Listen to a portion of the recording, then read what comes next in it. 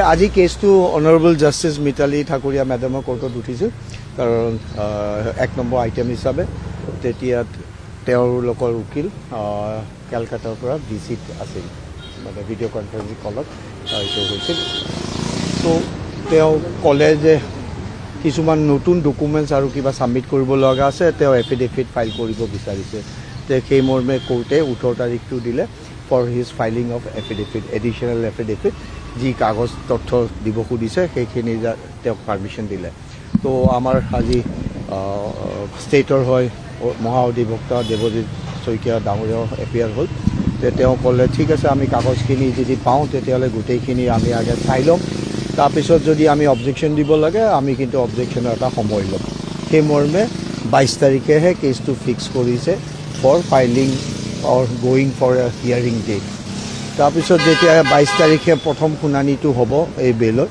তো এইখিনি honourable কোৰ্টে decide কৰিব দেৰ after in the main time আমি সেইটো পইণ্ট আউট কৰিছিলোঁ যে 26 তাৰিখে চাৰ্জ হিয়াৰিঙৰ অৰ্ডাৰ আছে যদি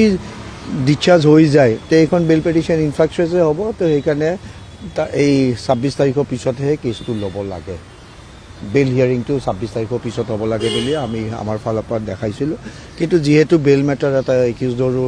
ৰাইট আছে সেইকাৰণে কোৰ্টে দুই পক্ষৰ কাৰণে চাব লাগিব তো সেইকাৰণে কোৰ্টে ক'লে নহয় ডিলে হৈ যাব তো will take it up on the 22nd তো আল্টিমেটলি এতিয়া দিনটো ধাৰ্য হ'ল 22 তাৰিখ ফাৰ্ষ্ট যেতিয়া আমাৰ এইটো অনাৰেবল হাইকোৰ্টত কেছৰ ষ্টেজটো হ'ল প্ৰথম মোশ্যন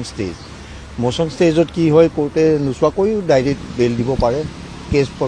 সপক্ষে কিন্তু এইটো যিহেতু এটা চেঞ্চিটিভ কেছ তাতে ইমান মস্ত কেছ ডায়েৰী আছে গোটেইখিনি কেছ ৰেকৰ্ড আছে মস্ত ডাঙৰ আমি চবেই পঢ়িব লাগিব কোৰ্টেও পঢ়িব লাগিব কাৰণ কোৰ্টেতো এতিয়ালৈ একো দেখাই নাই না তো আমি দুই পক্ষ দেখাম আমিতো চাই থৈছোঁ অলৰেডি ফ্লেগ মাৰ্ক কৰিয়ে থৈছোঁ সেইখিনি সময় সপক্ষে আমি দেখাই দিম তো সেইকাৰণে কোৰ্টে ক'লে আই হেভ টু অলছ' গ' থ্ৰু দ্য কেছ ৰেকৰ্ড তো তেওঁলোকে চালি জাৰি চাইহে অৰ্ডাৰটো দিব তো সেইকাৰণে 22 তাৰিখে এতিয়া শুনানি লয় নে আমাক অবজেকশ্যন ফাইল কৰিব দিয়ে সেইটো আল্টিমেটলি ফাইনেলাইজ কৰাৰ পিছতহে বাকী কামখিনি বা কথাখিনি হ'ব